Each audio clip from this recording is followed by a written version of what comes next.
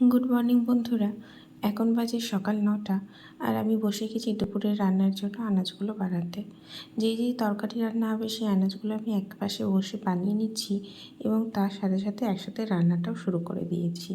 তো এটা করতে বেশ সময় লাগে। আর আমাদের জন্য এবং ছেলের জন্য আমাকে রেগুলার আলাদা কিছু বানাতেই হয়, যেহেতু ও ঝাল খেতে পারে না। তাই তারই প্রস্তুতি চলছে এখন। আর আমি সবার প্রথমে থোড়টা কেটে নিচ্ছি। এটা কাটতেও বেশ সময় লাগে আর রান্না করতেও বেশ সময় লাগে। তো থোড়টাকে দেখুন এইভাবে আমি কুচি কুচি করে কেটে নিয়েছি। এরপর এটা ভাপিয়ে নিচ্ছি। আর এখন দেখুন চলছে পুরো দমে রান্নার তোড়জোড়। আমি দুটো কড়াই একসাথে বসিয়ে দিই যাতে আমার রান্নাটা তাড়াতাড়ি হয়। আর এরপর রান্না হয়ে যাওয়ার পর আমরা লাঞ্চ সেরে নিচ্ছি। আর এই দেখুন ছেলের জন্য শিঙি মাছের ঝোল বানিয়েছি। আর আজকের ব্লগটা এই পর্যন্তই। ভিডিওটা ভালো লাগলে চ্যানেলটি সাবস্ক্রাইব করবেন।